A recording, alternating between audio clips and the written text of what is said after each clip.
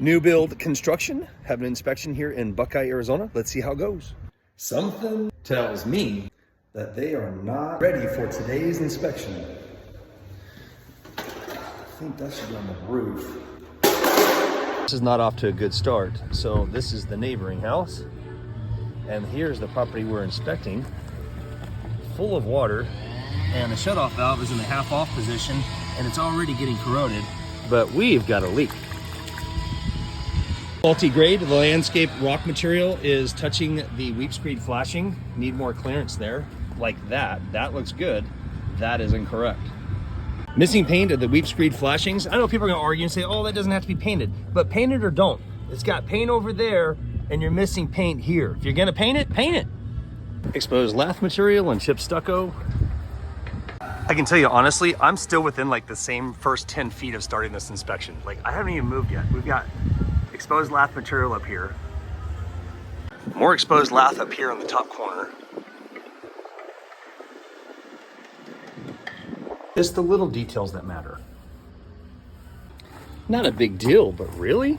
Broken handle? All right, so every time I call out the breaker lockouts, someone says, that's not a problem, they're okay. All right, so what I'm saying is the water heater is off. Today is the inspection. The water heater should be on. And if we're supposed to have the lockout tabs for the large appliances that don't have shutoffs, then where are the lockouts for the other large appliances that don't have disconnects of the appliances? The exterior electrical receptacle is not functional. It doesn't reset. The other side does work. I like to see exterior drain pipes painted, but especially PVC, because the UV rays are going to break this pipe down and cause it to get brittle. Making sure that the exterior air conditioning compressor unit is level is apparently something very hard for them to do. Not level. That would be level. That is not level. If you're looking for a house that doesn't have stucco cracks, then you are not going to buy a house in Arizona. A house without stucco cracks does not exist. I would, however, prefer that the trash and building materials be picked up and there to not be nails. Nail, nail, nail. Wire lath material poking out of the stucco. So everything's dry. When you get over here, everything's wet. Why? Because that drainage scuffer is partially blocked. The garage door motor is unplugged, so I have to assume something is not correct or something's wrong, so I'm not going to plug that in and test it. And there's a big dent in the insulation for the garage door. Well, if I came back to the property, I would expect to find some split escutcheon plates installed because they forgot to put them on there. Missing outlet cover plate and not plugged in for the microwave. Got about 10 or 15 tiles with chipped edges. So this wouldn't be an inspection without going in the attic, and we're checking out the insulation material. So the builder's measuring strip shows the insulation is about 9 inches. We need at least 8 inches of blown cellulose to meet the R30 factor.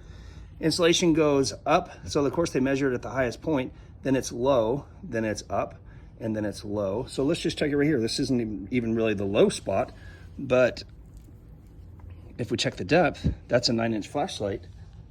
That would make this about maybe 7 inches deep. That's not going to be enough insulation. They are cheating the new homeowner on insulation. There's a gable vent on the exterior of the home, and I'll put a video of that here in a second, but that vent should be right here.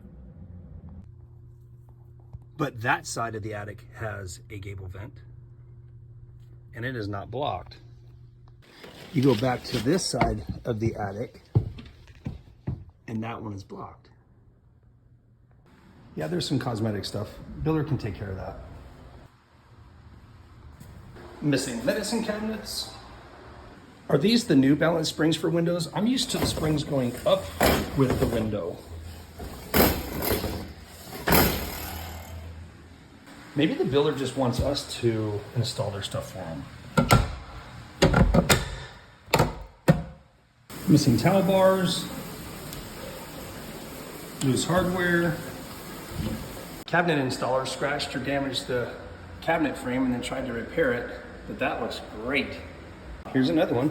You are welcome. That's what we're here for. Just to kind of walk around and fix the stuff that you guys don't want to do. You know what? Honestly, we all have to be adults here.